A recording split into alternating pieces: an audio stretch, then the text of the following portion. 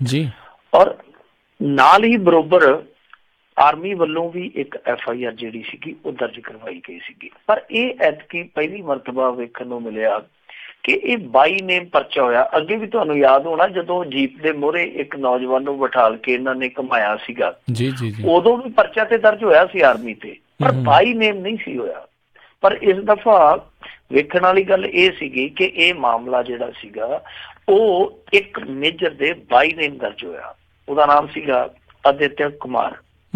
ਸੋ ਜਿਹੜਾ ਉਹ ਆਦਿਤਿਆ ਕੁਮਾਰ ਸੀਗਾ ਉਹਦਾ ਇੱਕ ਪਿਤਾ ਜਿਹੜਾ ਸਾਬਕਾ ਲੈਫਟੀਨੈਂਟ ਕਰਨਲ ਵੀ ਸੀਗਾ ਕਰਮਵੀਰ ਸਿੰਘ, ਉਹਨੇ ਸੁਪਰੀਮ ਕੋਰਟ ਦੇ ਵਿੱਚ ਪਹੁੰਚ ਕੀਤੀ ਇਸ ਬਾਬਤ।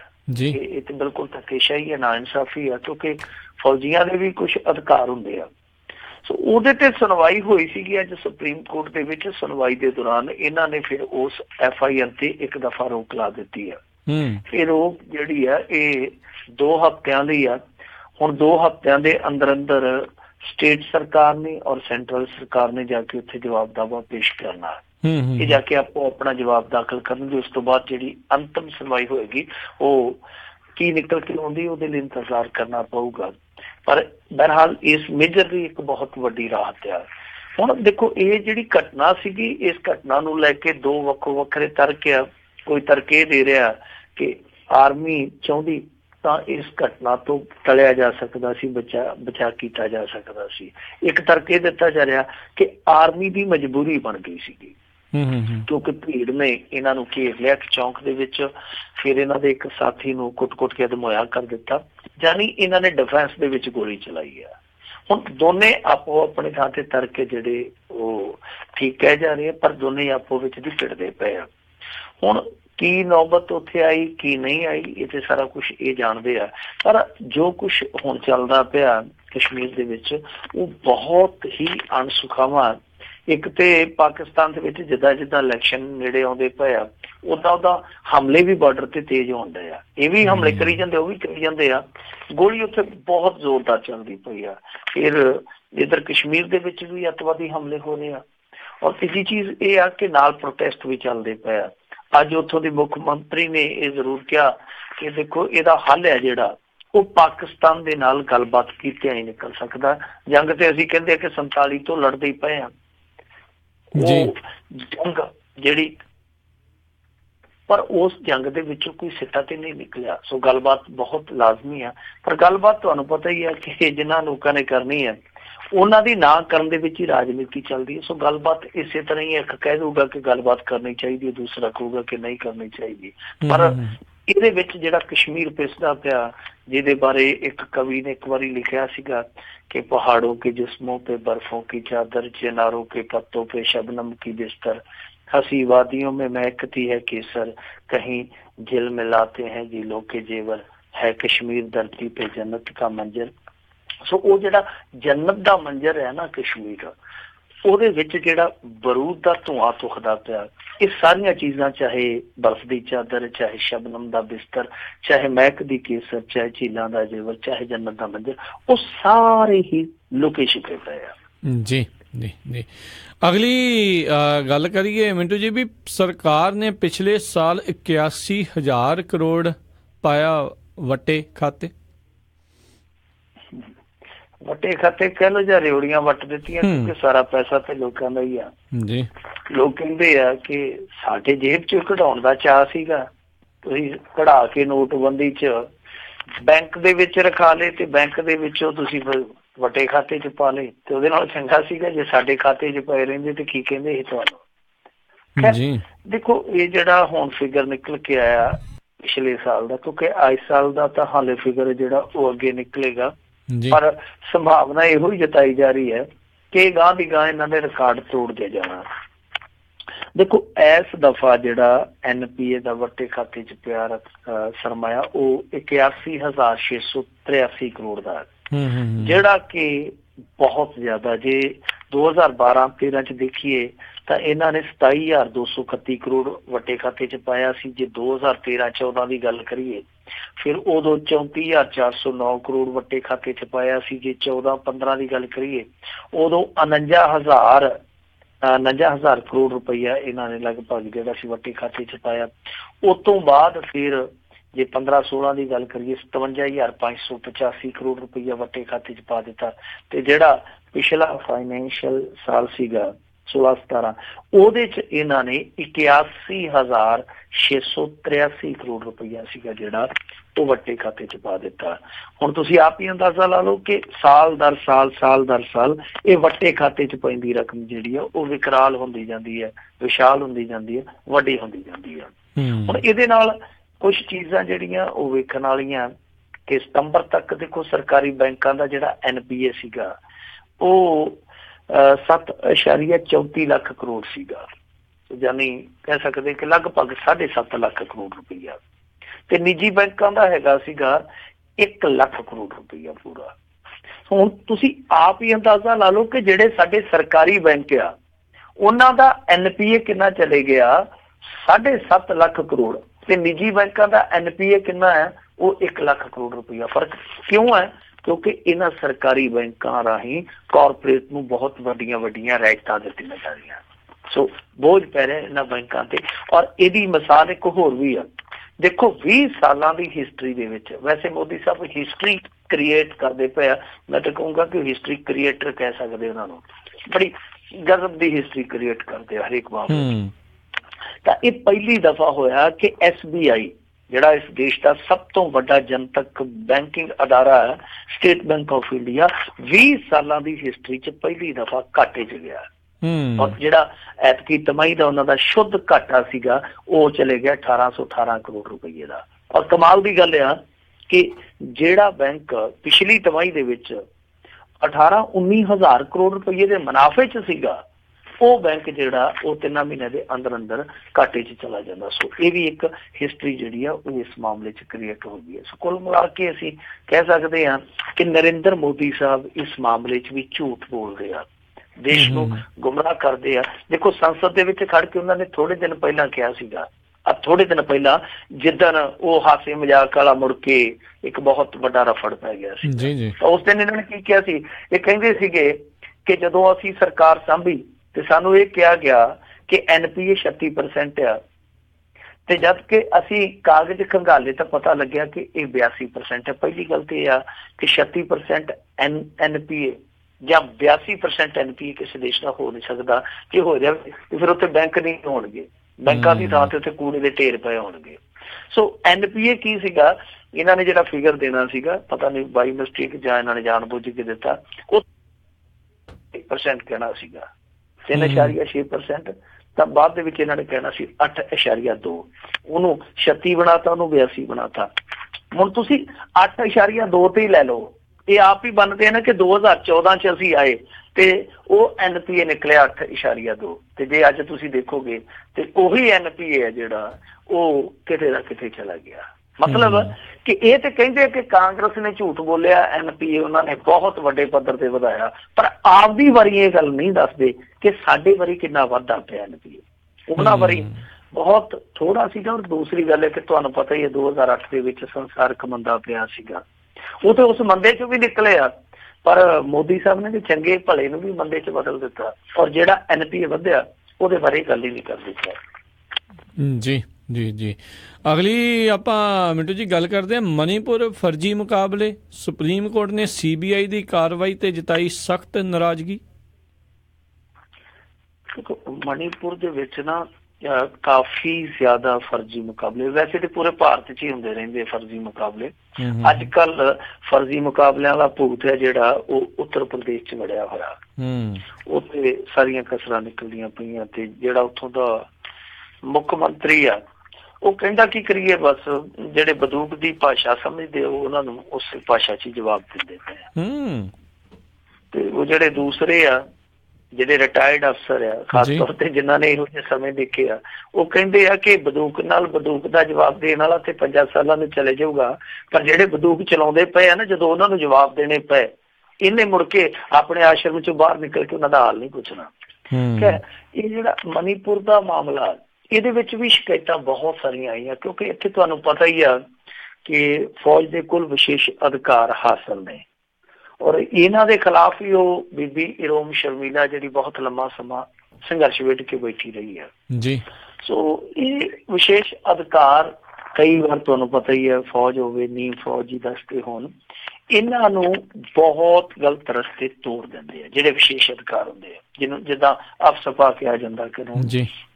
ਇੱਥੇ ਕੀ ਹੈ ਕਿ ਮਣੀਪੁਰ ਦੇ ਵਿੱਚ ਬਹੁਤ ਸਾਰੀਆਂ ਸ਼ਿਕਾਇਤਾਂ ਆਈਆਂ ਕਿ ਇਹਨਾਂ ਨੇ ਫਰਜ਼ੀ ਐਨਕਾਊਂਟਰ ਕੀਤੇ ਆ। ਫਿਰ ਇਹਨਾਂ ਨੇ ਇੱਕ ਕਮਿਸ਼ਨ ਬਿਠਾਇਆ ਸੀਗਾ ਔਰ ਉਸ ਕਮਿਸ਼ਨ ਨੇ ਜਾਂਚ ਪੜਤਾਲ ਕੀਤੀ ਸੀ। ਉਹਨਾਂ ਕਿਹਾ ਕਿ 1500 ਦੇ ਕਰੀਬ ਫਰਜ਼ੀ ਮੁਕਾਬਲੇ ਜਿਹੜੇ ਉਹ ਸਪਸ਼ਟ ਤੌਰ ਤੇ ਦਿਸਦੇ ਆ ਉਹਨਾਂ ਦੇ ਸਬੂਤ ਮਿਲ। ਤਾਂ ਫਿਰ ਸੁਪਰੀਮ ਕੋਰਟ ਨੇ CBI ਨੂੰ ਇਹ ਜਾਂਚ ਪੜਤਾਲ ਦੇ ਦਿੱਤੀ। ਹੁਣ CBI ਕੀ ਕਰਦੀ ਆ ਕਿ ਹਰੇਕ ਤਰੀਕ ਤੇ ਆ ਕੇ ਜਦੋਂ ਉਹ ਉਸੇ ਤਰ੍ਹਾਂ ਦਾ ਹੀ ਮੂੰਹ ਕੱਢ ਦਿਖਾਉਂਦੀ ਹੈ ਤੇ CBI ਨੂੰ ਫਿਰ ਕੋਰਟ ਕੇ ਪੈਂਦੀ ਹੈ ਕਿ ਤੁਸੀਂ ਕੀਤਾ ਕੀ ਆ। ਐਤਕੀ ਫੇਰ ਆ ਗਏ ਉਹਨਾਂ ਨੇ। ਪਿਛਲੀ ਤਰੀਕ ਤੇ ਇਹਨਾਂ ਨੂੰ ਬੜੀਆਂ ਲਾਹਨਤਾਂ ਪਾਈਆਂ ਸੀ, ਬੜੀਆਂ ਫਟਕਾਰਾਂ ਪਾਈਆਂ ਸੀ ਕਿ ਤੁਸੀਂ FIR ਲੌਂਚ ਕਿਉਂ ਨਹੀਂ ਕਰਦੇ ਪਏ। ਤੁਸੀਂ ਕਦੇ 5 ਕਰ ਲੈਂਦੇ ਜੇ FIR, 10 ਕਰ ਲੈਂਦੇ ਜੇ। ਇੰਨੇ ਵੱਡੇ ਪੱਧਰ ਤੇ ਫਰਜ਼ੀ ਮੁਕਾਬਲੇ ਹੋਇਆ, ਤੁਹਾਡੇ ਢਿੱਡ 'ਚ ਵੱਟ ਪੈਂਦੇ ਜੇ ਤੁਸੀਂ FIR ਦਰਜ ਕਰੋਗੇ। ਕਰਦੇ ਕਿਉਂ ਨਹੀਂ? ਤੇ ਕਰਦੇ ਹੀ ਨਹੀਂ। ਐਤਕੀ ਫੇਰ ਆਏ। ਹੁਣ ਉਹਨਾਂ ਨੇ ਕਿਹਾ ਕਿ ਉਹਨਾਂ ਉੱਥੇ ਦਫਾ ਹੋ ਤੁਸੀਂ, ਅਸੀਂ ਏਦਾਂ ਕਰਦੇ ਹਾਂ ਕਿ ਮਨੁੱਖੀ ਅਧਿਕਾਰ ਕਮਿਸ਼ਨ ਦੀ ਇੱਕ ਟੀਮ ਲਾਉਂਦੇ ਆ ਤੁਹਾਡੇ ਨਾਲ, ਉਹ ਆਪੇ ਦੇਖੇਗੀ ਕਿ ਕਿਹੜਾ ਕਿਹੜਾ ਮਾਮਲਾ ਜਿਹੜਾ ਉਹ FIR ਦੇ ਦਾਇਰੇ 'ਚ ਆਉਂਦਾ। ਸੋ ਇੱਥੋਂ ਤੱਕ ਸੁਪਰੀਮ ਕੋਰਟ ਨੇ ਕਿਹਾ ਕਿ ਤੁਹਾਡੇ ਤੇ ਫਿਰ ਹੁਣ ਯਕੀਨ ਹੀ ਨਹੀਂ ਹੈ, ਤਾਂ ਅਸੀਂ ਨਾਲ ਮਨੁੱਖੀ ਅਧਿਕਾਰ ਕਮਿਸ਼ਨ ਦੀ ਇੱਕ ਵਿਸ਼ੇਸ਼ ਟੀਮ ਜਿਹੜੀ ਹੈ, ਐਕਸਟਰਾ ਟੀਮ, ਉਹ ਗਠਿਤ ਕਰ ਦਿੰਦੇ ਆ। ਗੱਲ ਇੱਥੋਂ ਤੱਕ ਹੈ। ਵੈਸੇ ਜੇ ਮਣੀਪੁਰ ਦੇ ਫਰਜ਼ੀ ਮੁਕਾਬਲੇ ਚੱਕ ਕੇ ਦੇਖਣੇ ਹੋਣ ਨਾ, ਤੁਹਾਨੂੰ ਇੱਕ ਸਟੇਟਮੈਂਟ ਜਾਂ ਕਨਫੈਸ਼ਨ ਜਿਹੜੀ ਹੈ ਨਾ ਉਹ ਪੜ੍ਹਨੀ ਪਵੇਗੀ। ਇਹ ਇੱਕ ਕਮਾਂਡੋ ਸੀਗਾ, ਹੀਰੋਜੀਤ। ਹੀਰੋਜੀਤ ਜਿਹੜਾ ਸੀਗਾ ਇਹ ਦਾਅਵਾ ਕਰਦਾ ਕਮਾਂਡੋ ਸੀਗਾ। ਇਹ ਕਹਿੰਦਾ ਕਿ 2003 ਤੋਂ ਲੈ ਕੇ 2009 ਤੱਕ, ਯਾਨੀ 6 ਸਾਲਾਂ 'ਚ ਮੈਂ ਖੁਦ ਕਈ ਫਰਜ਼ੀ ਮੁਕਾਬਲਿਆਂ 'ਚ ਸ਼ਾਮਲ ਰਿਹਾ। ਮੈਂ ਖੁਦ ਗੋਲੀਆਂ ਮਾਰੀਆਂ ਔਰ ਉਸ ਦੌਰਾਨ ਬਹੁਤ ਸਾਰੇ ਮੁਕਾਬਲੇ ਕਹਿੰਦਾ ਕਿ ਮੈਂ ਖੁਦ ਅੱਖੀਂ ਵੇਖਿਆ, ਆਈ ਵਿਟਨੈਸ ਆ। ਇੱਥੋਂ ਤੱਕ ਕਿ ਜਿਹੜਾ ਰੌਲਾ ਪੈਂਦਾ ਉਹ people's liberation army of Manipur ਦਾ ਬਹੁਤ ਤਗੜਾ ਅੱਤਵਾਦੀ ਸੀ ਸੁਜੀਤ ਮਹਿਤੀ, ਉਹਦੇ ਬਾਰੇ ਵੀ ਇਹਨੇ ਖੁਲਾਸਾ ਕੀਤਾ ਕਿ ਮਹਿਤੀ ਨੂੰ ਜਿਉਂਦਾ ਫੜ ਲਿਆ ਗਿਆ ਸੀ, ਜਿਉਂਦੇ ਫੜੇ ਨੂੰ ਗੋਲੀਆਂ ਮਾਰੀਆਂ ਗਈਆਂ। ਸੋ ਇੱਥੋਂ ਤੱਕ ਕਨਫੈਸ਼ਨ ਹੁੰਦੀ। ਥੋੜਾ ਸਮਾਂ ਪਹਿਲਾਂ ਇੱਕ IPS ਨੇ ਵੀ ਉੱਥੋਂ ਇਸ ਤਰ੍ਹਾਂ ਦਾ ਇੱਕ ਲੈਟਰ ਲਿਖਿਆ ਸੀਗਾ। ਹਾਲਾਂਕਿ ਬਾਅਦ ਦੇ ਵਿੱਚ ਉਸ ਲੈਟਰ ਨੂੰ ਦਬਾ ਲਿਆ ਗਿਆ, ਪਰ ਇੱਕ ਦਫਾ ਉਹ ਖਬਰ ਮੀਡੀਆ 'ਚ ਆ ਗਈ ਸੀ। ਉਸ IPS ਨੇ ਵੀ ਇੱਕ ਇਸ ਤਰ੍ਹਾਂ ਦੇ ਮੁਕਾਬਲੇ ਦਾ ਜ਼ਿਕਰ ਕੀਤਾ ਕਿ ਤਰੱਕੀਆਂ ਲਈ ਮਣੀਪੁਰ, ਉੱਥੋਂ ਦੀ ਜਿਹੜੀ ਲੋਕਲ ਪੁਲਿਸ ਆ ਜਾਂ ਜਿਹੜੇ CRP ਵਾਲੇ, ਇਹਨਾਂ ਨੇ ਸਾਰਿਆਂ ਨੇ ਰਲ ਕੇ, ਉਹ ਕਹਿੰਦਾ ਕਿ ਮੇਰੇ ਸਾਹਮਣੇ ਇੱਕ ਫਰਜ਼ੀ ਮੁਕਾਬਲਾ ਬਣਾਇਆ। ਉੱਥੋਂ ਬਹੁਤ ਸਾਰੀਆਂ ਚੀਜ਼ਾਂ ਇਸ ਤਰ੍ਹਾਂ ਦੀਆਂ ਨਿਕਲ ਕੇ ਆਉਂਦੀਆਂ ਪਈਆਂ। ਪਰ ਸੁਪਰੀਮ ਕੋਰਟ ਠੀਕ ਕੰਮ ਕਰਦਾ ਪਿਆ। ਅਫਸੋਸ ਦੀ ਗੱਲ ਆ ਕਿ ਉੱਥੇ ਕਿਉਂਕਿ ਸਰਕਾਰ ਭਾਰਤੀ ਜਨਤਾ ਪਾਰਟੀ ਦੀ, ਉੱਥੇ ਵੀ ਸਰਕਾਰ ਭਾਰਤੀ ਜਨਤਾ ਪਾਰਟੀ ਦੀ ਆ। ਇਹ ਦੋਵੇਂ ਸਰਕਾਰਾਂ ਨਹੀਂ ਚਾਹੁੰਦੀਆਂ ਕਿ ਜਾਂਚ ਪੜਤਾਲ ਅੱਗੇ ਵਧੇ, ਕਿਉਂਕਿ ਤੁਹਾਨੂੰ ਪਤਾ ਹੀ ਆ ਕਿ ਚਾਹੇ ਫੌਜ ਹੋਵੇ, ਚਾਹੇ ਪੁਲਿਸ ਹੋਵੇ, ਚਾਹੇ ਨੀਮ ਫੌਜੀ ਦਸਤੇ ਹੋਣ, ਜਦੋਂ ਇਸ ਤਰ੍ਹਾਂ ਦੀ ਇਨਕੁਆਇਰੀ 'ਚ ਪੈਂਦੇ ਆ ਫਿਰ ਮੁੜ ਕੇ ਉਹਨਾਂ ਦੀ ਇੱਕ ਲੌਬੀ ਹੈ ਜਿਹੜੀ ਉਹ ਸਰਕਾਰ ਦੇ ਉਲਟ ਵੀ ਖੜਦੀ ਆ। ਇਸ ਤਰ੍ਹਾਂ ਦੀ ਸਮੱਸਿਆ, ਇੱਕ ਪ੍ਰਸ਼ਾਸਕੀ ਕੋਈ ਦਿੱਕਤ ਨਾ ਆਵੇ, ਇਸ ਤਰ੍ਹਾਂ ਦੀ ਕੋਈ ਲੌਬੀ ਦੀ ਦਿੱਕਤ ਨਾ ਆਵੇ, ਇਹ ਸਰਕਾਰਾਂ ਜਿਹੜੀਆਂ ਉਸ ਜਾਂਚ ਪੜਤਾਲ ਨੂੰ ਅੱਗੇ ਤੋਰਨੇ ਵਜੇਦਿਆ ਇਸ ਮਾਮਲੇ ਦੀ ਤਹਿ ਤੱਕ ਜਾਣਾ ਹੀ ਜਾਣਾ। ਜੀ, ਅਗਲੀ ਗੱਲ ਕਰੀਏ। CBI ਕੋਰਟ ਵੱਲੋਂ ਡੇਰਾ ਮੁਖੀ ਖਿਲਾਫ ਪ੍ਰੋਡਕਸ਼ਨ ਵਾਰੰਟ ਜਾਰੀ। ਦੇਖੋ ਹੁਣ ਇਹਨੂੰ ਪ੍ਰੋਡਕਸ਼ਨ ਵਾਰੰਟ ਹੀ ਜਾਰੀ ਹੋਣੇ ਆ, ਮਨੀ ਆਰਡਰ ਤੇ ਇਹਨੂੰ ਉਹਨਾਂ ਨੇ ਖਿਲਾਉਣੇ ਨਹੀਂ ਜਿੰਨੇ ਇਹਦੇ ਤੇ ਕੇਸ ਆ। ਇਹ ਜਿਹੜੇ ਇਹਨਾਂ ਨੇ 400 ਸਾਧੂ ਨਪੁੰਸਕ ਬਣਾਏ ਸਨ, ਨਮਰਦ ਬਣਾਏ ਸੀ, ਇਹਦੇ ਵਿੱਚ CBI ਨੇ ਪ੍ਰੋਡਕਸ਼ਨ ਵਾਰੰਟ ਇਹਦਾ ਜਾਰੀ ਕਰ ਦਿੱਤਾ। ਇੱਕ ਇਹ ਔਰ ਇੱਕ ਇਹਦਾ ਨਾਲ ਦਾ ਡਾਕਟਰ ਹੈ ਮਹਿੰਦਰ ਇੰਸਾ। ਦੇਖ ਲਓ ਨਾਂ ਦੇ ਨਾਲ ਇੰਸਾ ਲਾਉਂਦੇ ਆ, ਤੇ ਇਹ ਵੀ ਇੱਕ ਅਸੀਂ ਸੋਚ ਸਕਦੇ ਹਾਂ ਕਿ ਇੰਸਾ ਨਾਂ ਦੇ ਨਾਲ ਇਨਸਾਨ ਹੀ ਬਣ ਜਾਂਦਾ ਇਨਸਾਨ। ਇਹ ਇਨਸਾਨ ਨਾਂ ਦੇ ਜਿਹੜੇ ਲੈ ਕੇ ਫਿਰਦੇ ਆ, ਜੇ ਉਹ ਵਾਕਿਆ ਇਸ ਨਾਂ ਦੀ ਪੱਤ ਰੱਖਦੇ, ਇੱਜ਼ਤ ਰੱਖਦੇ, ਤੇ ਸ਼ਾਇਦ ਪੰਚਕੂਲੇ ਦੇ ਵਿੱਚ ਵੀ ਇਸ ਤਰ੍ਹਾਂ ਦੀ ਨੌਬਤ ਨਾ ਆਉਂਦੀ। ਤੇ ਆ ਜਿਹੜੇ ਵਿਚਾਰੇ ਜ਼ਿੰਦਗੀਆਂ ਬਰਬਾਦ ਕਰਕੇ ਤੁਰੇ ਫਿਰਦੇ ਆ, ਇਹਨਾਂ ਤੇ ਵੀ ਇਹ ਦਿਨ ਨਾ ਆਉਂਦੇ। ਸੋ ਇਹ ਡਾਕਟਰ ਸੀਗਾ ਮਹਿੰਦਰ ਇੰਸਾ। ਇਹ ਇੱਕ ਹੋਰ ਕੋਈ ਡਾਕਟਰ ਆ ਪੰਕਜ ਗਰਗ। ਇਹਨਾਂ ਸਾਰਿਆਂ ਨੂੰ ਹੁਣ ਇਹਨਾਂ ਨੇ ਇੱਕ ਜਾਂ ਤੇ ਸਮਨਿੰਗ ਕੀਤੀ ਹੈ ਜਾਂ ਪ੍ਰੋਡਕਸ਼ਨ ਵਾਰੰਟ ਤੇ ਬੁਲਾਇਆ। ਪ੍ਰੋਡਕਸ਼ਨ ਵਾਰੰਟ ਉਹਦਾ ਹੁੰਦਾ ਜਿਹੜਾ ਆਲਰੇਡੀ ਜੇਲ੍ਹ ਦੇ ਵਿੱਚ ਹੋਵੇ, ਜੁਡੀਸ਼ੀਅਲ ਕਸਟਡੀ ਦੇ ਵਿੱਚ ਹੋਵੇ। ਦੂਸਰੇ ਨੂੰ ਸਮਨ ਹੁੰਦਾ ਜਾਂ ਵਾਰੰਟ ਹੁੰਦਾ ਤਾਂ ਜਿਹੜਾ ਜੇਲ੍ਹ ਦੇ ਵਿੱਚ ਜੇ ਉਹਦੀ ਕਸਟਡੀ ਲੈਣੀ ਹੈ ਤਾਂ ਫਿਰ ਉਹਨੂੰ ਕਹਿੰਦੇ ਆ ਪ੍ਰੋਡਕਸ਼ਨ ਵਾਰੰਟ। ਸੋ ਇਹਨਾਂ ਨੇ ਪ੍ਰੋਡਕਸ਼ਨ ਵਾਰੰਟ ਜਾਰੀ ਕੀਤੇ ਆ। ਪ੍ਰੋਡਕਸ਼ਨ ਵਾਰੰਟ ਦੇ ਵਿੱਚ ਹੁਣ ਦੇਖੋ ਕੀ ਆ ਕਿ ਇਸ ਮਾਮਲੇ 'ਚ CBI ਨੇ ਪਿਛਲੀ ਤਰੀਕ ਤੇ ਚਾਰਜਸ਼ੀਟ ਫਾਈਲ ਕਰ ਦਿੱਤੀ ਆ। ਉਹਨਾਂ ਨੇ ਸਾਰੀ ਚਾਰਜਸ਼ੀਟ ਫਾਈਲ ਕਰ ਦਿੱਤੀ ਆ। ਹਾਲਾਂਕਿ CBI ਦਾ ਕੰਮ ਥੋੜਾ ਜਿਹਾ ਸੌਖਾ ਹੋ ਗਿਆ ਸੀਗਾ, ਕਿਉਂਕਿ ਜਦੋਂ ਇਹਨਾਂ ਨੇ ਕਾਫੀ ਬੰਦੇ ਪੰਚਕੂਲੇ 'ਚੋਂ ਫੜੇ ਤੇ ਏਦਾਂ ਦੇ ਬੰਦੇ ਇਹਨਾਂ ਦੇ ਹੱਥ ਲੱਗ ਗਏ ਸੀਗੇ ਜਿਹੜੇ ਨਮਰਦ ਬਣਾਏ ਗਏ ਸੀਗੇ ਉਸ ਸਮੇਂ। ਪਰ ਉਹਨਾਂ ਦੇ ਵਿੱਚੋਂ ਕੁਛ ਕੁ ਨੇ ਇਹਨਾਂ ਨੂੰ ਡਾ ਦਿੱਤੀ, ਬਹੁਤਿਆਂ ਨੇ ਕਿਉਂਕਿ ਉਹ ਆਪਦੇ ਗੁਰੂ ਦੇ ਜਾਂ ਆਪਦੇ ਬਾਬੇ ਦੇ ਰੰਗ 'ਚ ਰੰਗੇ ਸੀ, ਉਹ ਕਹਿੰਦੇ ਜੀ ਅਸੀਂ ਆਪਣੀ ਮਰਜ਼ੀ ਨਾਲ ਬਣੇ ਆ। ਪਰ ਕੁਛ ਕੁ ਨੇ ਇਹਨਾਂ ਨੂੰ ਰਾਹ ਪਾਇਆ ਸੀਗਾ। ਸੋ CBI ਨੇ ਤੱਤ ਫੱਟ ਫਿਰ ਜਾਂਚ ਪੜਤਾਲ, ਕਿਉਂਕਿ ਉਹਨਾਂ ਦਾ ਮੌਕਾ ਲੱਗ ਗਿਆ। ਪਹਿਲਾਂ ਤੇ ਦੱਸਦੇ ਆ ਕਿ ਇਹਨਾਂ ਨੂੰ CBI ਵਾਲਿਆਂ ਨੂੰ ਡੇਰੇ ਦੇ ਵਿੱਚ ਵੜਨਾ, ਹਸਪਤਾਲ 'ਚ ਜਾਣਾ, ਇਹਦੇ ਲਈ ਵੀ ਇੱਕ ਬਹੁਤ ਵੱਡਾ ਸੰਘਰਸ਼ ਕਰਨਾ ਪੈਂਦਾ ਸੀ, ਜਦੋਜਹਿਦ ਕਰਨੀ ਪੈਂਦੀ ਸੀਗੀ। ਤਾਂ ਜਦੋਂ ਹੁਣ ਮੈਦਾਨ ਨੇ ਖੁੱਲ੍ਹਾ ਦੇਖਿਆ, ਫਿਰ ਇਹਨਾਂ ਨੇ ਆਪਣੀ ਜਾਂਚ ਪੜਤਾਲ ਜਿਹੜੀ ਸੀ ਉਹ ਤੇਜ਼ੀ ਨਾਲ ਖਤਮ ਕੀਤੀ ਔਰ ਇਹਨਾਂ ਨੇ ਇਸ ਮਾਮਲੇ 'ਚ ਚਾਰਜਸ਼ੀਟ ਫਾਈਲ ਕਰ ਦਿੱਤੀ। ਹੁਣ CBI ਦੀ ਜਿਹੜੀ ਸਪੈਸ਼ਲ ਕੋਰਟ ਆ, ਸਪੈਸ਼ਲ ਕੋਰਟ ਤੁਹਾਨੂੰ ਪਤਾ ਹੀ ਆ ਕਿਹੜੀ ਕੋਰਟ ਆ, ਜਿਹਨੇ ਇਹਨੂੰ ਜੇਲ੍ਹ ਦਾ ਪੈਂਟ ਕੋਟ ਬਣਾਇਆ ਹੋਇਆ। ਸੋ ਉਹ ਸਪੈਸ਼ਲ ਕੋਰਟ ਨੇ ਪ੍ਰੋਡਕਸ਼ਨ ਵਾਰੰਟ ਜਾਰੀ ਕਰ ਦਿੱਤਾ। ਪ੍ਰੋਡਕਸ਼ਨ ਵਾਰੰਟ ਤੋਂ ਭਾਵ ਇਹ ਹੈ ਕਿ ਹੁਣ ਇਹਦੀ ਅਪੀਅਰੈਂਸ ਹੋਏਗੀ ਕੋਰਟ ਦੇ ਵਿੱਚ 28 ਫਰਵਰੀ ਨੂੰ, ਉਹੀ ਪੰਚਕੂਲਾ ਦੀ ਅਦਾਲਤ। ਪਰ ਮੇਰੇ ਖਿਆਲ ਦੇ ਨਾਲ, ਜਿੱਥੋਂ ਤੱਕ ਮੇਰਾ ਅੰਦਾਜ਼ਾ ਹੈ, ਕਿ ਫਿਜ਼ੀਕਲੀ ਅਪੀਅਰੈਂਸ ਨਹੀਂ ਹੋਏਗੀ ਇੱਥੇ ਅਦਾਲਤ ਦੇ ਵਿੱਚ। ਇਹਦੀ ਜਿਹੜੀ ਪੇਸ਼ੀ ਕਰਵਾਈ ਜਾਏਗੀ, ਮੈਨੂੰ ਲੱਗਦਾ ਕਿ ਉਹ ਟੈਲੀ ਕਾਨਫਰੰਸਿੰਗ ਦੇ ਜ਼ਰੀਏ ਹੀ ਹੋਏਗੀ। ਟੈਲੀ ਕਾਨਫਰੰਸਿੰਗ ਹੀ ਇੱਕ ਜ਼ਰੀਆ ਬਣਾਇਆ ਜਾਏਗਾ। ਪਰ ਪ੍ਰੋਡਕਸ਼ਨ ਵਾਰੰਟ ਫਿਰ ਵੀ ਇਹਦਾ ਭੇਜ ਦਿੱਤਾ ਗਿਆ। ਸੋ 28 ਤਰੀਕ ਨੂੰ ਇਹ ਮਾਮਲਾ ਜਿਹੜਾ ਉਹ ਇੱਕ ਵਾਰੀ ਫਿਰ ਚੱਲ ਪਵੇਗਾ, ਕਿਉਂਕਿ ਚਾਰਜਸ਼ੀਟ ਤੋਂ ਬਾਅਦ ਹੁਣ ਜਿਹੜਾ ਕੰਮ ਹੈ ਉਹ ਜ਼ਿਰਾ ਵਾਲਾ ਹੀ ਹੈ, ਬਹਿਸ ਬਸਈਏ ਵਾਲਾ, ਮਾੜੀਆਂ ਮੋਟੀਆਂ ਸ਼ਾਇਦ ਗਵਾਹੀਆਂ ਜੇ ਕੋਈ ਰਹਿੰਦੀਆਂ ਹੋਣ ਉਹ ਹੋਣਗੀਆਂ।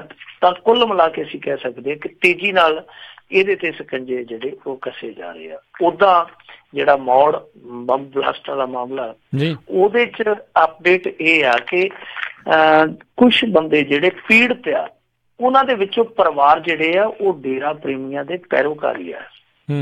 ਉਹ ਵੀ ਕਹਿੰਦੇ ਕਿ ਸਾਡੇ ਨਾਲ ਏਡੀ ਜਗੋ ਤੇਰਵੀ ਤੇ ਨਹੀਂ ਸੀ ਨਾ ਕਰਨੀ, ਅਸੀਂ ਤੇ ਖੁਦ ਡੇਰੇ ਦੇ ਪੈਰੋਕਾਰ ਆ, ਸਾਨੂੰ ਨਿਹੱਥਿਆਂ ਨੂੰ ਤੁਸੀਂ, ਸਾਨੂੰ ਵਿਦੇਸ਼ੀਆਂ ਨੂੰ, ਨਿਹੱਥਿਆਂ ਨੂੰ ਮਾਰ ਦਿੱਤਾ। ਸੋ ਹੁਣ ਕੁਛ ਗਵਾਹ ਏਦਾਂ ਦੇ ਸੀਗੇ ਜਿਹੜੇ ਡੇਰੇ ਦੇ ਫੋਲੋਅਰ ਆ ਉਸ ਮਾਮਲੇ 'ਚ, ਉਹ ਵੀ ਕਸੂਤੇ ਫਸ ਗਏ ਆ। ਜਾਂ ਕੁਛ ਲੋਕ ਇਹੋ ਜਿਹੇ ਜਦੋਂ ਉਹਨਾਂ ਨੂੰ ਪਤਾ ਲੱਗਿਆ ਕਿ ਤਾਰਾਂ ਉਧਰ ਨੂੰ ਜੁੜਦੀਆਂ, ਉਹ ਹੁਣ ਡਰੇ ਪਏ, ਘਬਰਾਏ ਪਏ ਆ। ਉਹ ਕਹਿੰਦੇ ਤੇ ਬੜੇ ਸ਼ਕਤੀਸ਼ਾਲੀ ਲੋਕ ਆ, ਸਾਨੂੰ ਵੀ ਨੁਕਸਾਨ ਪਹੁੰਚਾ ਸਕਦੇ ਆ। ਸੋ ਉਧਰ ਇੱਕ ਚੀਜ਼ ਜਿਹੜੀ ਹੈ ਇਹ ਲੋਕਾਂ ਨੂੰ ਤਰਬਕਾ ਰਹੀ ਹੈ, ਡਰਾ ਰਹੀ ਹੈ ਕਿ ਕੱਲ ਨੂੰ ਸਾਡੇ ਨਾਲ ਨਾ ਮੱਥਾ ਲੱਗ ਜਾਏ ਇਹਨਾਂ ਦਾ ਸਿੱਧਾ। ਪਰ ਬਹਰਹਾਲ ਜਿਹੜਾ ਇਸ ਮਾਮਲੇ ਦੇ ਵਿੱਚ ਅਹਿਮ ਸੂਤਰ ਆ ਗੁਰਤੇਜ ਕਾਲਾ, ਉਹ ਹਾਲੇ ਵੀ ਪੁਲਿਸ ਦੀ ਗ੍ਰਿਫਤ ਤੋਂ ਦੂਰ ਆ। ਇਹਨਾਂ ਨੇ ਹੁਣ LOC ਤਾਂ ਜਾਰੀ ਕੀਤੀ ਆ ਕਿ ਉਹਨੂੰ ਬਾਹਰ ਜਾਣ ਤੋਂ ਰੋਕਿਆ ਜਾਵੇ, ਪਰ ਜਿਹੜਾ ਬੰਦਾ ਉਹਦੇ ਪਿੱਛੇ ਖੜਾ ਉਹਦੇ ਤੱਕ ਪੁਲਿਸ ਨੂੰ ਪਹੁੰਚਣ ਲਈ ਇਹ ਕਾਲਾ ਜਿਹੜਾ ਉਹ ਪੁਲ ਦਾ ਕੰਮ ਦੇ ਸਕਦਾ। ਤਾਂ ਉਸ ਪੁਲ ਨੂੰ ਕੋਈ ਆਸਾਨੀ ਦੇ ਨਾਲ ਕੰਮ ਥੋੜੀ ਪੁਲਿਸ ਦੇ ਆਉਣ ਦੇਊਗਾ। ਬਹੁਤ ਹੱਦ ਤੱਕ ਉਮੀਦ ਕੀਤੀ ਜਾਂਦੀ ਹੈ ਕਿ ਗੁਰਤੇਜ ਕਾਲਾ ਹਾਲੇ ਨਹੀਂ ਫੜਿਆ ਜਾਏਗਾ। ਜੀ ਜੀ। ਅਗਲੀ ਆਪਾਂ ਮਿੰਟੂ ਜੀ ਗੱਲ ਕਰੀਏ, ਕੈਪਟਨ ਅਮਰਿੰਦਰ ਦੇ 84 ਕਤਲੇਆਮ ਸੰਬੰਧੀ ਦਿੱਤੇ ਬਿਆਨ ਤੇ ਫਿਰ ਸਿਆਸੀ ਘਮਾਸਾਨ ਤੇਜ਼ ਹੋਇਆ। ਦੇਖੋ, ਕੈਪਟਨ ਅਮਰਿੰਦਰ ਸਿੰਘ ਨੂੰ ਬੱਸ ਕਰ ਜਾਣਾ ਚਾਹੀਦਾ। ਵੈਸੇ ਵੀ ਅੱਜ ਇੱਕ ਰਿਪੋਰਟ ਆਈ, ਰਿਪੋਰਟ ਦੇ ਵਿੱਚ ਕਿਹਾ ਕਿ ਕੈਪਟਨ ਅਮਰਿੰਦਰ ਸਿੰਘ ਇੰਡੀਆ ਦਾ ਸਭ ਤੋਂ ਬਜ਼ੁਰਗ ਚੀਫ ਮਿਨਿਸਟਰ ਹੈ ਇਸ ਸਮੇਂ। ਔਰ ਜਿਹੜਾ ਯੰਗੈਸਟ ਆ ਉਹ ਹੈਗਾ ਪ੍ਰੇਮਾ ਖਾਂਡੂ, ਅਰੁਣਾਚਲ ਪ੍ਰਦੇਸ਼ ਵਾਲਾ, 35 ਵਰਿਆਂ ਦੇ, 74 ਵਰਿਆਂ ਦਾ। ਬਜ਼ੁਰਗੀ ਦੀ ਅਵਸਥਾ 'ਚ ਇਹਨੂੰ ਇਹੋ ਜਿਹੇ ਸੈਂਸਿਟਿਵ ਮਾਮਲੇ ਦੇ ਵਿੱਚ ਜਿਸ ਤਰ੍ਹਾਂ ਦੀਆਂ ਗੱਲਾਂ ਕਰਦਾ, ਉਹ ਇਹਦਾ ਪੱਖ ਹੈ ਜਿਹੜਾ ਨਾ ਉਹਨੂੰ ਕਮਜ਼ੋਰ ਕਰਦਾ। ਹੁਣ ਦੇਖੋ, ਇਹਨਾਂ ਨੇ ਜਿਹੜਾ ਇੱਕ ਨਵਾਂ ਵਿਵਾਦ ਛੇੜਿਆ, ਇਹ ਕਹਿੰਦੇ ਆ ਕਿ ਰਾਜੀਵ ਗਾਂਧੀ ਦੇ ਦਿੱਲੀ ਪਹੁੰਚਣ ਤੋਂ ਪਹਿਲਾਂ ਹੀ ਇਹ ਤੇ ਦੰਗੇ ਕਹਿੰਦੇ ਆ, ਪਰ ਲੋਕ ਕਤਲੇਆਮ ਕਹਿੰਦੇ ਆ। ਕਹਿੰਦੇ ਜੀ ਉਹ ਦੰਗੇ ਪਹਿਲਾਂ ਸ਼ੁਰੂ ਹੋ ਚੁੱਕੇ ਸਨ। ਹੁਣ ਅੱਜ ਫਿਰ ਫੂਲਕਾ ਸਾਹਿਬ ਜਿਹੜੇ ਸਾਹਮਣੇ ਆਏ ਆ, ਉਹਨਾਂ ਨੇ ਜਿਹੜਾ ਟਾਈਮ ਦੱਸਿਆ, ਉਸ ਟਾਈਮ ਨੂੰ ਜਾਣ ਤੇ ਫਿਰ ਕੈਪਟਨ ਅਮਰਿੰਦਰ ਸਿੰਘ ਝੁਠਲਾ ਦੇਣ। ਉਹਨੇ ਕਿਹਾ ਕਿ ਦੇਖੋ, ਰਾਜੀਵ ਗਾਂਧੀ 31 ਅਕਤੂਬਰ ਨੂੰ 4 ਵਜੇ ਦਿੱਲੀ ਪਹੁੰਚ ਗਿਆ ਸੀ, ਕਿਉਂਕਿ ਇਹ ਕਹਿੰਦੇ ਆ ਕਿ ਦੇਖੋ ਉਸ ਦਿਨ ਰਾਜੀਵ ਗਾਂਧੀ ਹੈ ਜਿਹੜਾ ਉਹ ਇਲੈਕਸ਼ਨ ਕੰਪੇਨ ਤੇ ਸੀਗਾ ਤੇ ਕਲਕੱਤੇ ਤੋਂ 150 ਕਿਲੋਮੀਟਰ ਦੂਰ ਪਰ ਕੋਟਾਈ ਦੇ ਵਿੱਚ ਸੀਗਾ। ਤਾਂ ਫੂਲਕਾ ਸਾਹਿਬ ਨੇ ਕਿਹਾ ਕਿ ਦੇਖੋ ਭਲੇ 500 ਉਹ 4 ਵਜੇ ਤੇ ਪਹੁੰਚ ਗਿਆ ਸੀ ਤੇ 5 ਸਵਾ 5 ਪਹਿਲਾ ਹਮਲਾ ਸਿੱਖਾਂ ਤੇ ਹੋ ਗਿਆ ਸੀਗਾ। ਔਰ ਪਹਿਲਾ ਹਮਲਾ ਕਿਹਦੇ ਤੇ ਹੋਇਆ ਸੀਗਾ? ਉਹ ਹੋਇਆ ਸੀਗਾ ਰਾਸ਼ਟਰਪਤੀ ਗਿਆਨੀ ਜੈਲ ਸਿੰਘ ਤੇ। ਉਹ ਕਹਿੰਦੇ ਆ ਕਿ ਇਹ ਹਮਲਾ ਉਦੋਂ ਹੋਇਆ ਸੀਗਾ ਜਦੋਂ ਏਮਸ ਦੇ ਵਿੱਚ ਰਾਜੀਵ ਗਾਂਧੀ ਪਹੁੰਚ ਚੁੱਕਾ ਸੀਗਾ। ਜਾਂ ਤੇ ਹੁਣ ਇਸ ਤੱਥ ਨੂੰ ਕੈਪਟਨ ਅਮਰਿੰਦਰ ਸਿੰਘ ਝੁਠਲਾਵੇ ਤੇ ਜਾਂ ਫਿਰ ਥੋੜਾ ਜਿਹਾ ਆਪਣੇ ਆਪ ਨੂੰ ਸਮਝਾਵੇ ਕਿ ਉਹ ਜਾ ਕਿੱਧਰ ਰਿਹਾ, ਜਿਹੜੀ ਬੇਲੋੜੀ ਬਹਿਸ ਦੇ ਵਿੱਚ ਪੈ ਰਿਹਾ। ਹੁਣ ਦੂਜੀ ਚੀਜ਼ ਇਹ ਆ, ਇਹ ਰਾਜੀਵ ਗਾਂਧੀ ਨੂੰ ਡਿਫੈਂਡ ਕਰਦਾ ਜਾਂ ਜਗਦੀਸ਼ ਟਾਈਟਲਰ ਨੂੰ ਡਿਫੈਂਡ ਕਰਦਾ। ਜਗਦੀਸ਼ ਟਾਈਟਲਰ ਤੇ ਕਿੰਗ ਚਾਪੇ ਬੋਲੀ ਜਾਂਦਾ, ਉਹਨੂੰ ਤੇ ਕੋਈ ਤਲਵਾਰ ਦੀ ਨੋਕ ਤੇ ਨਹੀਂ ਬੁਲਵਾ ਰਿਹਾ, ਉਹ ਤੇ ਆਪੇ ਬੋਲੀ ਜਾ ਰਿਹਾ ਕਿ ਮੈਂ ਆਹ ਕੀਤਾ, ਮੈਂ ਉਹ ਕੀਤਾ।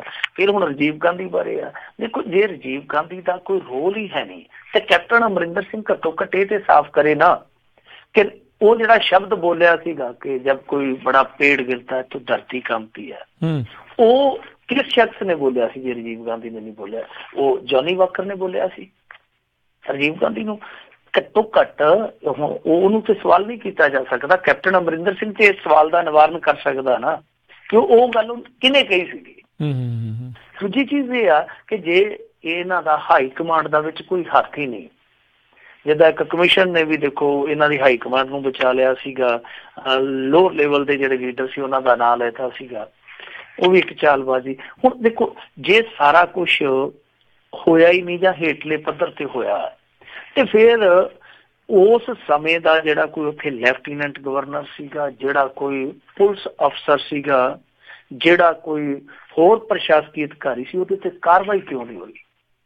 ਏਡਾ ਵੱਡਾ ਕਤਲੇਆਮ ਹੋ ਗਿਆ, ਤੁਸੀਂ ਅੱਜ ਤੱਕ ਉਹਨਾਂ ਤੋਂ ਇਹ ਜਵਾਬਦੇਹੀ ਕਿਉਂ ਨਹੀਂ ਲਈ ਕਿ ਭਾਈ ਤੁਸੀਂ ਉੱਥੇ ਸੁੱਤੇ ਸੀ, ਤੁਸੀਂ ਇੰਨੇ ਸਿੱਖ ਮਰਵਾ ਦਿੱਤੇ, ਤੁਸੀਂ ਉੱਥੇ ਸਥਿਤੀ ਨੂੰ ਕੰਟਰੋਲ ਕਿਉਂ ਨਹੀਂ ਕੀਤਾ ਜੀ? ਜਦੋਂ 5000 ਦੱਸਿਆ ਜਾਂਦਾ ਕਿ ਫੌਜੀ ਉਸ ਸਮੇਂ ਮੌਜੂਦ ਸੀਗਾ, ਉਹਨਾਂ ਨੂੰ ਉੱਥੇ ਡਿਪਲੋਇਡ ਕਿਉਂ ਨਹੀਂ ਕੀਤਾ ਗਿਆ?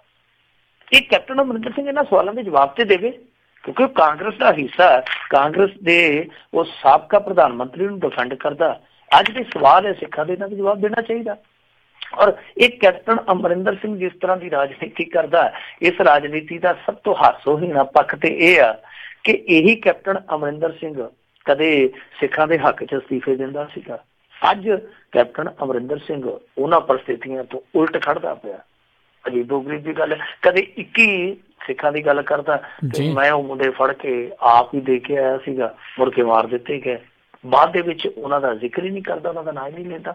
ਸੋ ਕੈਪਟਨ ਅਮਰਿੰਦਰ ਸਿੰਘ ਇਹੋ ਜਿਹੇ ਸੈਂਸਿਟਿਵ ਮੁੱਦੇ ਤੇ ਜਾਂ ਤੇ ਪੂਰੇ ਤੱਥ ਰੱਖ ਕੇ ਬੋਲੇ, ਪੂਰੇ ਸਬੂਤ ਰੱਖ ਕੇ ਬੋਲੇ, ਜਿੱਦਾਂ ਹੁਣ HS ਫੂਲਕਾ ਨੇ ਅੱਜ ਤੱਥ ਰੱਖਿਆ ਇੱਕ ਤੇ ਇੱਕ, ਜਾਂ ਤੇ ਉਹਨਾਂ ਨੂੰ ਝੁਠਲਾ ਦੇਵੇ ਜਾਂ ਜਿਹੜੇ ਆ ਸਵਾਲ ਇਹਨਾਂ ਦੇ ਜਵਾਬ ਦੇ, ਜਾਂ ਫਿਰ ਇਸ ਮਾਮਲੇ ਤੇ ਥੋੜਾ ਜਿਹਾ ਸੋਚ ਸਮਝ ਕੇ ਬੋਲੇ।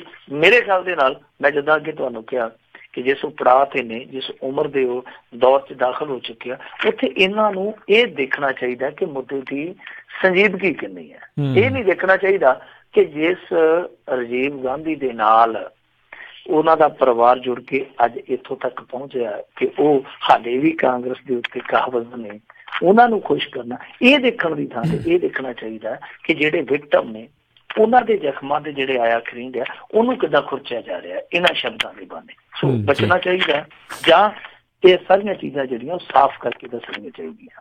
ਜੀ, ਅਗਲੀ ਗੱਲ ਕਰੀਏ, ਪੰਜਾਬ ਵਿੱਚ NRIs ਦੀਆਂ ਵੋਟਾਂ ਨਗੂਣੀਆਂ। ਦੇਖੋ NRIs ਦੀਆਂ ਜਿਹੜੀਆਂ ਵੋਟਾਂ ਨੇ, ਉਹ ਮੈਂ ਇੱਕ ਵਾਰੀ ਪੜ੍ਹਿਆ ਸੀਗਾ 2014 ਦੇ ਵਿੱਚ ਕੁੱਲ ਮੇਰੇ ਖਿਆਲ ਦੇ ਨਾਲ 13,000 ਵੋਟਾਂ ਸੀਗੀਆਂ ਜੀ।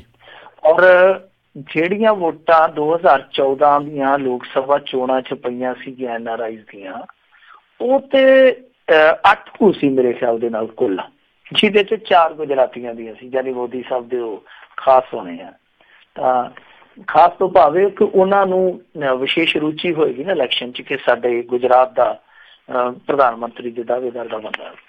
ਤਾਂ 4 ਗੁਜਰਾਤੀ ਸੀਗੇ, ਇੱਕ ਮੇਰੇ ਖਿਆਲ ਦੇ ਨਾਲ ਪੰਜਾਬੀ ਸੀ, ਇੱਕ ਕੇਰਲ ਦਾ ਸੀਗਾ, ਇੱਕ ਦੋ ਕੋਈ ਹੋਰ ਹੋਣੇ ਆ। 8 ਜਣਿਆਂ ਨੇ ਵੋਟ ਕੀਤੀ ਸੀ ਕੁੱਲ 2014 ਦੇ ਲੋਕ ਸਭਾ ਦੇ ਇਲੈਕਸ਼ਨ ਦੇ ਵਿੱਚ। ਉਦੋਂ ਜਿਹੜੀ ਕੁੱਲ ਵੋਟ ਸੀਗੀ ਬਣੀ NRIs ਦੀ, ਉਹ 13,000 ਸੀਗੀ। ਉਸ ਤੋਂ ਬਾਅਦ ਤੁਹਾਨੂੰ ਪਤਾ ਹੀ ਆ ਕਿ ਦਿੱਲੀ ਦੇ ਵਿੱਚ ਜਿਸ ਤਰੀਕੇ ਨਾਲ ਇਲੈਕਸ਼ਨ ਹੋਇਆ, ਇਲੈਕਸ਼ਨ ਤੋਂ ਪਹਿਲਾਂ ਸੁਪਰੀਮ ਕੋਰਟ ਨੇ ਹੁਕਮ ਦਿੱਤਾ ਸੀਗਾ ਕਿ NRIs ਦੀਆਂ ਵੋਟਾਂ ਦਾ ਕੋਈ ਨਾ ਕੋਈ ਹੱਲ ਕਰੋ।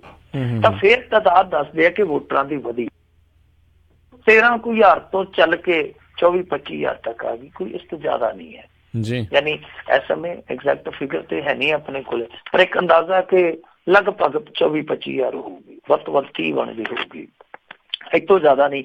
ਪਰ ਜਿਹੜੇ ਫਿਗਰ ਇਸ ਸਮੇਂ ਰਿਪੋਰਟਾਂ 'ਚ ਨੇ ਉਹ ਕਹਿੰਦੇ ਆ ਕਿ ਇਸ ਸਮੇਂ ਜੇ ਮੌਜੂਦਾ ਦੌਰ ਦੀ ਗੱਲ ਕਰੀਏ ਤਾਂ 1.5 ਤੋਂ ਪੌਣੇ 2 ਕਰੋੜ NRIs ਜਿਹੜੇ ਆ ਉਹ ਵੱਖ-ਵੱਖ ਦੇਸ਼ਾਂ 'ਚ ਆ, ਔਰ ਇਹਨਾਂ ਦੇਸ਼ਾਂ ਦੀ ਗਿਣਤੀ ਜਿਹੜੀ ਦੱਸੀ ਜਾਂਦੀ ਉਹ 180 ਤੋਂ ਵੀ ਵੱਧ ਦੇਸ਼ਾਂ ਦੀ ਗਿਣਤੀ ਦੱਸੀ ਜਾਂਦੀ ਹੈ ਜੀ।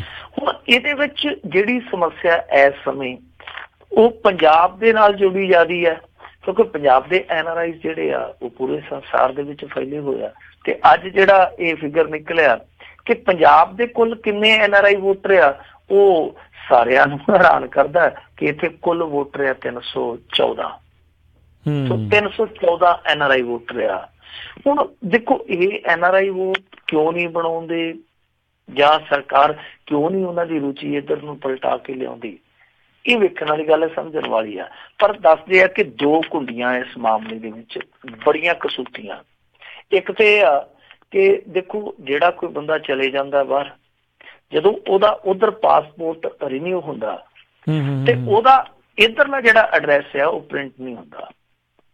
ਹੁਣ ਪੰਗਾ ਇਹ ਆ ਕਿ ਇਹਨਾਂ ਨੇ ਜਿਹੜਾ ਐਕਟ ਬਣਾਇਆ ਹੋਇਆ ਹੈ ਇਸ ਚੀਜ਼ ਨੂੰ ਲੈ ਕੇ, ਉਹਦੇ ਵਿੱਚ ਇਹ ਪ੍ਰਬੰਧ ਆ ਕਿ ਜਿੱਥੇ ਬੰਦੇ ਦੀ ਵੋਟ ਆ ਉਹਦਾ ਐਡਰੈਸ ਉਹੀ ਪਾਸਪੋਰਟ ਤੇ ਹੋਣਾ ਚਾਹੀਦਾ।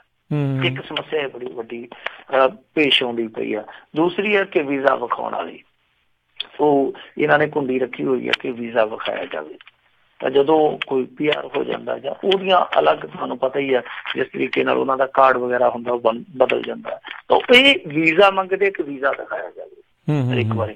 ਇਹ ਦੱਸਦੇ ਕਿ 2 ਕੁੰਡੀਆਂ ਜਿਹੜੀਆਂ ਉਹ ਇੰਨੀਆਂ ਜ਼ਿਆਦਾ ਜਟਿਲ ਆ ਜਿਹਦੇ ਤੋਂ ਬਹੁਤ ਸਾਰੇ NRI ਆ ਜਿਹੜੇ ਦੂਰੀ ਬਣਾ ਲੈਂਦੇ ਕਿ ਦਫਾ ਕਰੋ, ਕਿਹੜੇ ਚੱਕਰਾਂ 'ਚ ਪੈਣਾ।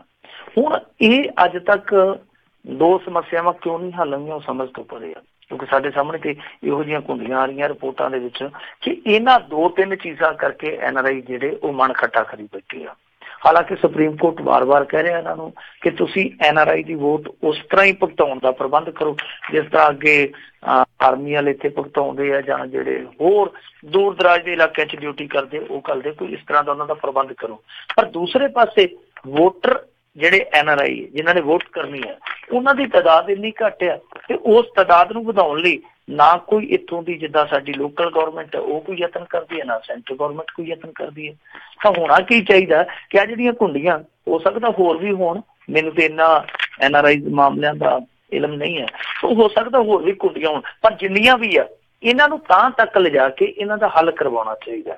NRI ਵੱਧ ਤੋਂ ਵੱਧ ਵੋਟਾਂ ਬਣਾਉਣ ਔਰ ਉਸ ਤੋਂ ਬਾਅਦ ਉਹਨਾਂ ਦੀ ਵੋਟ ਭੁਗਤਾਉਣ ਦਾ ਪ੍ਰਬੰਧ ਕਰਨਾ ਚਾਹੀਦਾ। ਪਰ ਬਹਰਹਾਲ ਜਿੰਨੀ ਕੁ ਵੋਟਾਂ ਦੀ ਤਾਦਾਦ ਹੈ ਆਪਾਂ ਦੇਖਦੇ ਹੁੰਦੇ ਆ ਕਿ ਜਦੋਂ ਇਲੈਕਸ਼ਨ ਆਉਂਦਾ ਪੰਜਾਬ ਦਾ ਜਿਸ ਤਰ੍ਹਾਂ ਜਹਾਜ਼ ਭਰੇ ਆਉਂਦੇ ਆ ਤੇ ਜੇ ਉਹਨਾਂ ਦੀਆਂ ਵੋਟਾਂ ਪਾਈਆਂ ਜਾਣ ਤੇ ਮੇਰੇ ਖਿਆਲ ਦੇ ਨਾਲ ਇੱਕ ਵਾਰਡ ਦੇ ਵਿੱਚੋਂ ਤੇ ਪੰਚਾਇਤ ਮੈਂਬਰ ਵੀ ਨਹੀਂ ਚੁਣ ਸਕਦੇ, ਉਹਨਾਂ ਦੀਆਂ ਤਾਂ ਵੋਟਾਂ 314 NRI ਦੀ। ਜੀ ਜੀ ਜੀ। ਅਗਲੀ ਆਪਾਂ ਮਿੰਟੂ ਜੀ ਗੱਲ ਕਰਦੇ, ਕਹਿੰਦੇ ਹੁਣ ਪੰਜਾਬ ਸਰਕਾਰ ਦੀ ਗੱਡੀਆਂ ਨੂੰ ਤੇਲ ਤੋਂ ਵੀ ਨਾ, ਕੀ ਮਾਜਰਾ ਇਸ ਪਿੱਛੇ? ਦੇਖੋ ਇਹ ਨਾ ਖਾਤਾ ਚਲਾਉਂਦੇ ਪੈਟਰੋਲ ਪੰਪਾਂ ਤੇ ਜਿੱਦਾਂ ਆੜਤਾਂ ਤੇ ਚੱਲਦੇ ਹੁੰਦੇ ਕਿਸਾਨਾਂ ਦੇ, ਤੁਸੀਂ ਦੇਖਿਆ ਹੋਣਾ ਜਦੋਂ ਕਿਸਾਨਾਂ ਨੇ ਪਿੱਛੇ ਡਰਮ ਜਿਹਾ ਬੰਨਿਆ ਹੋਵੇ ਲਿਫਟ ਤੇ ਟਰੈਕਟਰ ਵਾਲੇ 'ਚ, ਪਤਾ ਲੱਗ ਜਾਂਦਾ ਕਿ ਇਹ ਹੁਣ ਭਰਾ ਕੇ ਲਿਆਉਣਗੇ ਡਰਮ ਡੀਜ਼ਲ ਦਾ।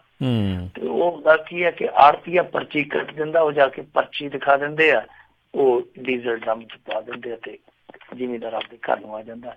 ਇਸ ਤਰ੍ਹਾਂ ਇਹਨਾਂ ਦਾ ਵੀ ਖਾਤਾ ਚੱਲਦਾ ਕਿਉਂਕਿ ਹਰੇਕ ਸਮੇਂ ਸਰਕਾਰੀ ਖਜ਼ਾਨਾ ਜਿਹੜਾ ਉਹ ਜੇਬ ਦੇ ਵਿੱਚ ਨਹੀਂ ਪਹੁੰਚ ਸਕਦਾ ਜੋ ਵੀ ਗੱਡੀ ਨੂੰ ਚਲਾਉਂਦਾ ਇਸਤੇਮਾਲ ਕਰਦਾ ਡਰਾਈਵਰ ਵਗੈਰਾ।